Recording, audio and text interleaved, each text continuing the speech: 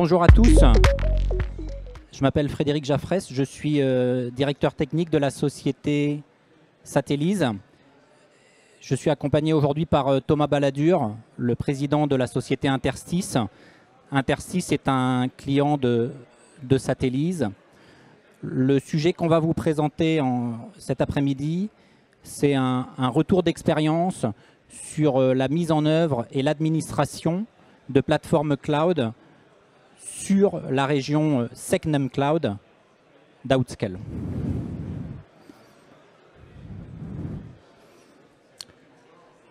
Alors tout d'abord, quelques mots concernant la société Satellize. Donc Satellize, nous sommes une société française et indépendante. Nous existons depuis plus de 10 ans. Notre mission, c'est d'accompagner les entreprises, les organisations dans le déploiement et la gestion 24 heures sur 24, 7 jours sur 7 de leur plateforme cloud. Nous avons plusieurs services managés qui participent in fine au maintien en conditions opérationnelles et en maintien en conditions de sécurité des plateformes des clients, services que nous proposons à nos clients. Notre société est une société à taille humaine, une quarantaine de collaborateurs. Et depuis plus de 10 ans, nous avons développé une expertise sur le cloud et sur Kubernetes. Parmi nos clients, il y a plusieurs types de clients, notamment les éditeurs de logiciels en mode SaaS, qui ont une problématique de déploiement de leurs applicatifs sur le cloud et qui ont aussi la responsabilité d'opérer le service applicatif. Donc nous accompagnons plusieurs éditeurs de logiciels en mode SaaS. Et depuis maintenant plus de 2 ans, nous accompagnons également de plus en plus d'acteurs du public, car la région Secnum Cloud répond aux besoins des acteurs étatiques et des acteurs publics. Je vais passer la parole à Thomas pour qu'il présente Interstice. Bonjour à tous. Très rapidement, Interstice, on est un éditeur de solutions collaboratives en SaaS, 100% SaaS. On est évidemment une entreprise française et on est lauréat depuis quelques semaines d'un appel à projet de la BPI qui nous positionne comme une future solution alternative à Microsoft Office 365 et Google Workspace. Donc on monte un consortium autour avec 6 autres éditeurs sur les infrastructures de 3DS Outscale. Et du coup, c'est tout le travail qu'on a fait avec Frédéric et dont on va parler, c'est la base de ce qu'on va vivre dans les prochaines années. Sinon, on est un éditeur en forte croissance, on a une quarantaine de collaborateurs et on s'adresse à la fois au marché privé, au marché public.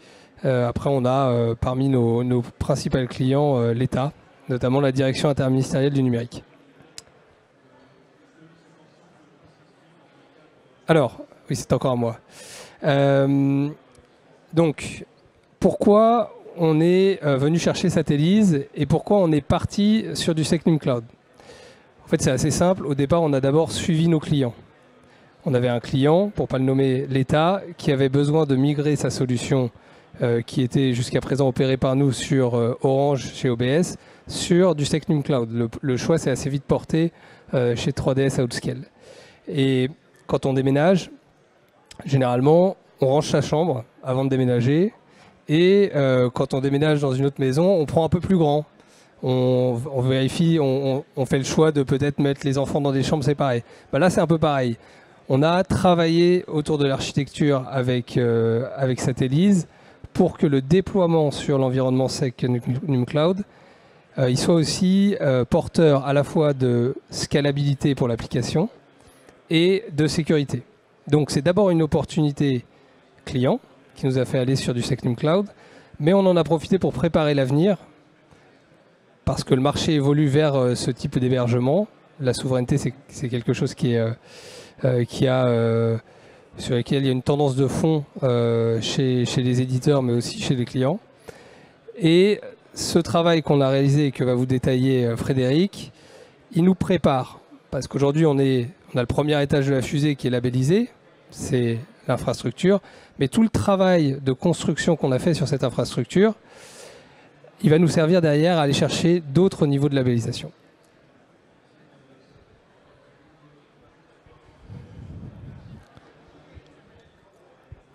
On ne déploie pas une plateforme sur Segnum Cloud par hasard. Si on va sur du Segnum Cloud, c'est qu'on a une raison d'y aller. Très souvent, en tous les cas s'agissant des services SaaS, c'est pour aller chercher une labellisation. Cette labellisation, ça peut être Segnum Cloud, mais ça peut être aussi la certification PVID pour les prestataires de vérification d'identité à distance. Donc, le IaaS va nous apporter une solution sécurisée. Il est sécurisé puisqu'il est Segnum Cloud, mais tout ce que nous allons construire par-dessus ce IaaS va devoir aussi répondre à des exigences très fortes. Et c'est tout le travail que nous avons fait avec Interstice pour que tout ce que nous avons bâti au-dessus du IaaS Segnum Cloud Outscale soit également, réponde également en termes de conformité à un certain nombre de référentiels.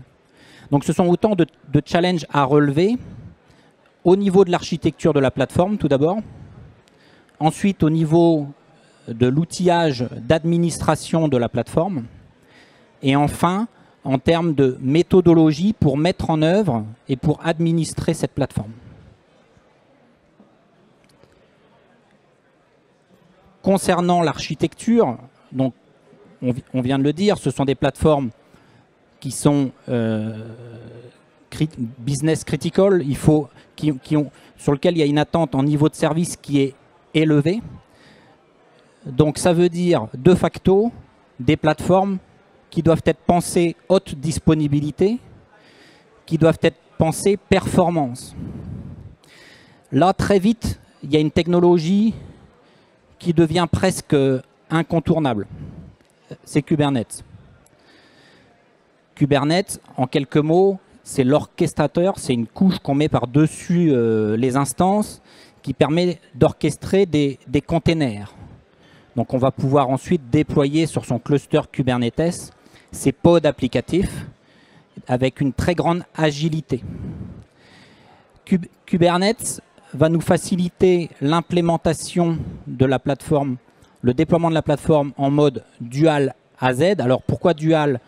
Alors pourquoi AZ d'abord? AZ, ça veut dire Availability Zone, zone de disponibilité. Chez Outscale, ça correspond à des data centers différents et distants.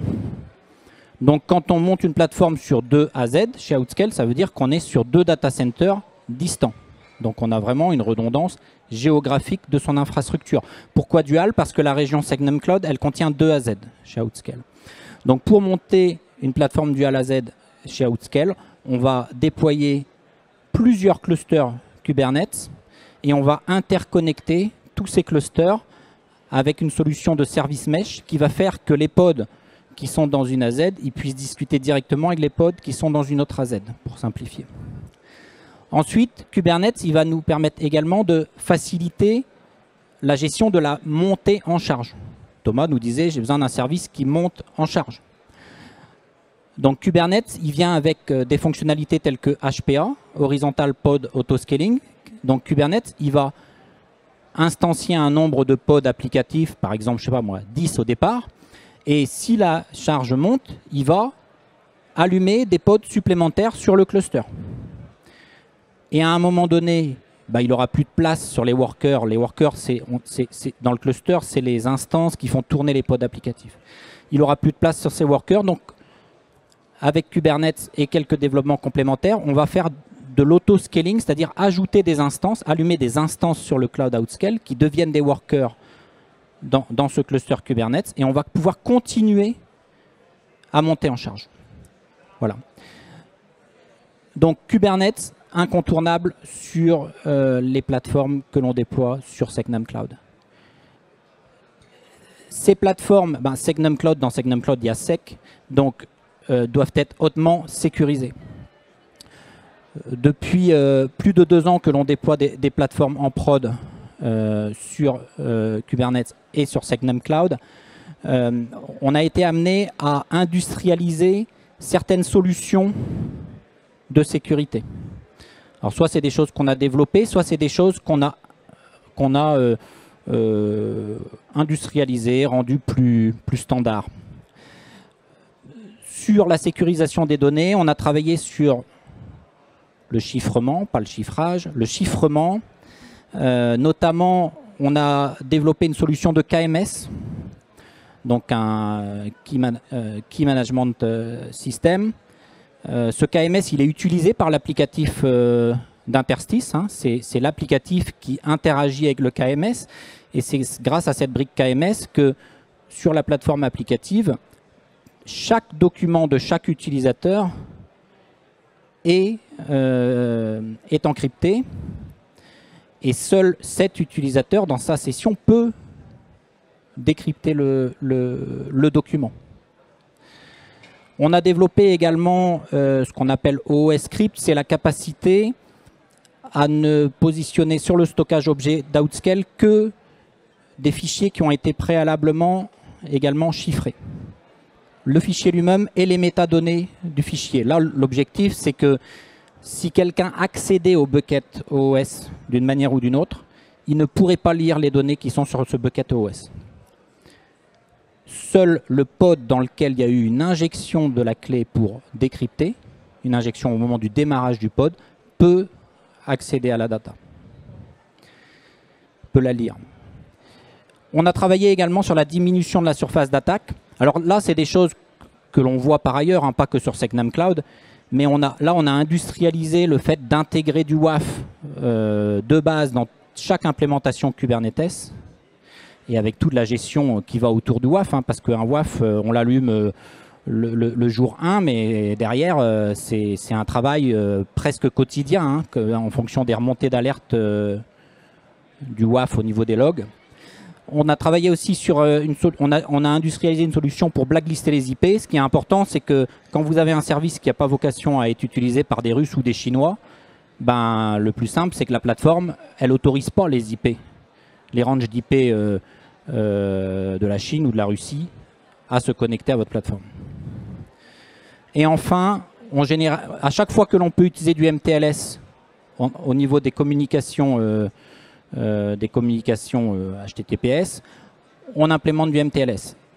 Et grâce au service mesh, toutes les communications internes au cluster et intercluster se font également de pod à pod en MTLS. Donc avec une relation de confiance croisée sur les autorités de certificat. Voilà pour la partie architecture. Cette partie architecture, bah, il y a besoin d'outils pour derrière déployer pour gérer la plateforme. Qu'est-ce qu'on a fait de nouveau ces dernières années, depuis qu'on fait du Segment Cloud? Quelque chose qui nous a pris du temps. On s'est mis en conformité des référentiels de l'ANSSI s'agissant du poste d'administration sécurisé. C'est un poste nominatif, donc chaque administrateur a son poste. C'est un poste non connecté à Internet. Ce poste, on ne peut pas aller browser Internet avec, on peut pas, il n'y a pas de messagerie, il n'y a pas de lien avec une messagerie électronique, c'est vraiment un poste isolé qui va juste pouvoir se connecter aux zones d'administration, sachant qu'on déploie une zone d'administration dédiée pour chaque plateforme client que nous infogérons. Donc c'est assez lourd en termes de process derrière quand pour les administrateurs qui avaient parfois l'habitude de chemins un peu plus directs pour aller administrer, c'est un peu plus lourd, c'est un peu plus long, mais par contre ça respecte ce que nous demande l'ANSSI et c'est sécurisé. Cette zone d'administration contient plusieurs solutions outils. Un serveur GitLab dédié pour tout ce qui est repo Git, pour tout ce qui est registry d'images Docker, un coffre-fort Vault pour tout ce qui est stockage des secrets, des tokens qui permettent de déployer, d'interagir avec les API d'Outscale. Et ça contient aussi une brique OpenSearch. OpenSearch, c'est le fork open source de Elasticsearch et Kibana. Donc, cette solution OpenSearch, c'est la solution sur laquelle on vient consolider tous les logs générés par la plateforme. Aussi bien des logs niveau système, niveau Kubernetes, niveau des pods applicatifs. Tous les logs convergent sur ce puits de logs. Et ça permet derrière de faire du debug applicatif pour Interstice, qui a un accès en lecture à l'ensemble de ces éléments. Et ça nous permet, nous, de faire du post-mortem sur des incidents de sécurité. Ça permet même de lever des alertes sur certains événements de sécurité, donc du SIEM. Ces outils d'administration, ces outils, nous, on les a packagés. Aujourd'hui, on les propose en mode PaaS et en mode SaaS, prêts à l'emploi, inclus dans notre prestation. L'objectif, c'est de rendre la phase de déploiement d'installation des plateformes clients les plus courtes possibles. Donc on se concentre sur la construction de l'architecture de la plateforme du client. Et ces briques-là, on les allume en clic-bouton. C'est complètement standardisé et sécurisé et hébergé sur le cloud Outscale Segment Cloud. Des outils, c'est bien, mais ça ne fait pas tout. Ce qui est important, c'est d'avoir les bonnes façons de faire, les bonnes méthodologies. Quand on déploie du Kubernetes, alors c'est vrai aussi sur une région qui ne serait pas Segment Cloud, on travaille avec la méthodologie infra as code pour déployer toutes les couches basses. Donc c'est du Terraform, c'est du Ansible. On va allumer les instances, on va aller jusqu'au déployer totalement le Kubernetes. Et ensuite, pour déployer ce qui se passe au-dessus du Kubernetes, donc tous ces déploiements applicatifs, les pods applicatifs, les pods infra et autres, là c'est une méthodologie qui s'appelle GitOps. On utilise des outils tels que FluxCD ou ArgoCD. Et on va venir, ces outils vont se connecter sur les repos Git et ils vont appliquer la configuration qui est en mode déclaratif dans le repo Git et l'appliquer sur les environnements de prod. S'il y a un écart entre les deux, l'outil, il applique ce qui est dans Git. Donc ce qui est dans Git, c'est la vérité, c'est ce qui est en prod. C'est un changement de façon de faire pour des administrateurs, hein. Un gros changement. Parce que d'habitude, l'administrateur, jusqu'ici, il se connecte en direct sur les machines, il fait sa modif, c'est bon, j'ai résolu le truc. Non, là, c'est ce qui est sur Git. S'il fait ça, quelques minutes après, c'est ce qui est sur Git qui est réappliqué sur le cluster. C'est très important parce que c'est ce qui nous permet derrière de pouvoir redéployer des nouveaux environnements juste en repartant de ce qui est dans Git, si c'est un nouvel environnement vierge, ou de ce qui est dans Git plus nos sauvegardes, si on devait restaurer notre environnement de prod, par exemple. Donc, quand on a, pour toutes les approches PRA, c'est très intéressant cet outillage et cette façon de faire. Autre méthodologie sur laquelle on a beaucoup travaillé sur les environnements Segment Cloud, c'est l'intégration de la sécurité dans la chaîne CI/CD. En fait, c'est dans la chaîne depuis le poste du développeur jusqu'à l'environnement de prod. À toutes les étapes, il a fallu travailler. Il y a eu du travail chez Interstice sur les environnements des développeurs. Ah oui, il y a eu du travail chez nous pour maîtriser, unifier, sécuriser les postes des développeurs. Ça a entraîné des contraintes aussi pour les développeurs. Et puis surtout, ça nécessite quelque part de scinder en deux la chaîne CI/CD. Il y a ce que l'éditeur fait, puis après on passe la main à Satellis pour la mise en prod. Et ça, c'est un vrai changement de paradigme. C'est pas évident pour un éditeur de ne plus avoir la main directement sur ce qui sur la prod. Mais c'est se protéger contre soi-même. C'est la meilleure façon d'assurer une maîtrise et de laisser ceux qui sont les plus à même d'assurer la sécurité gérer à la fois cette mise en prod et le run de la production. Mais c'est pas neutre pour un éditeur de passer d'une maîtrise totale de la chaîne CI/CD à en laisser un petit bout à l'infogéreur. Une autre chose qui est très importante, alors il y a la séparation des environnements. D'ailleurs, c'est un peu en lien avec ce qu'on vient de dire. Séparation des environnements, ça veut dire avoir des environnements de dev, QA, pré-prod, prod, avec des contrôles différents sur chacun de ces environnements jusqu'à arriver en prod. Et en effet, la partie dev QA reste sous la responsabilité de l'éditeur, la partie pré-prod sous la responsabilité de l'entité qui fait l'administration, ici l'infogéreur. Séparation des environnements et séparation des rôles. La séparation des rôles, c'est aussi vrai au sein d'une organisation. C'est ce qui amène énormément de sécurité. Je vais prendre un exemple. On a parlé tout à l'heure du poste d'administration. Chez Satellis, le poste d'administration, donc il permet de se connecter en VPN sur des zones d'administration. Une zone d'administration par client. Donc j'ai une configuration VPN par zone d'administration client.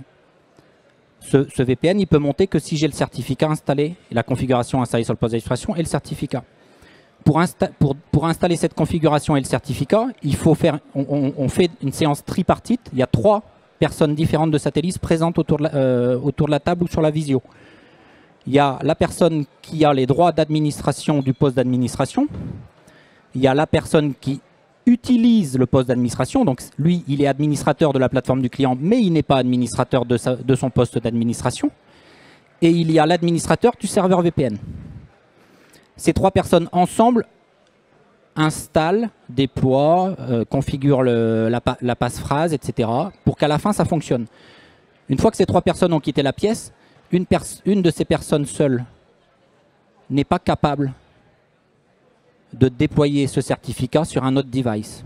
C'est impossible. Pour nous, la garantie, c'est que les logs dans le serveur VPN qui dit c'est telle personne qui s'est loguée depuis tel device, c'est sûr. Enfin, c'est sûr. Sauf si les 3 sont de mèche derrière pour... c'est ça la séparation des rôles au sein de l'organisation, c'est faire en sorte qu'une personne seule ne puisse pas nuire. Voilà, c'est autant de méthodologies qu'on a pu accentuer ces dernières années. Donc comme vous pouvez le voir, à travers ces plateformes déployées sur SecNum Cloud, on a amélioré beaucoup de choses, on a développé des nouvelles choses. Et les prochaines étapes pour nous, ça va être, pour Satellis, de qualifier SecNum Cloud, les outils PaaS et SaaS que je viens d'évoquer auparavant. Nous faisons partie du programme d'accompagnement à la qualification SecNum Cloud de la BPI et de l'ANSSI dans le cadre de France 2030. Et l'idée ensuite, ça va être ça va nous aider à proposer de nouvelles offres aux acteurs de l'écosystème d'Outscale.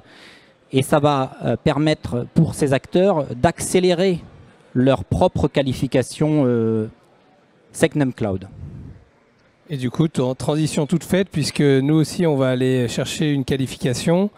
Et en alignant la couche serveur avec 3DS Outscale, la partie infogérance avec Satellis, et puis la partie applicative avec Interstice, on va être capable de gagner beaucoup de temps sur cette qualification.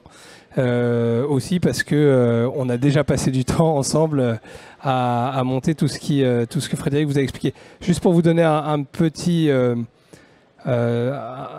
notion temporelle, on a commencé à envisager le projet, je crois, à la fin de l'année 2020, et on a déployé en prod en septembre 2022. Ça, voilà. C'est ça. Donc le boulot qu'on a fait ensemble, c'est aussi beaucoup d'apprentissage, du frottement, mais beaucoup d'apprentissage et je pense derrière aussi de la connaissance que vous pouvez derrière vous mettre à disposition d'autres clients. Merci. Merci.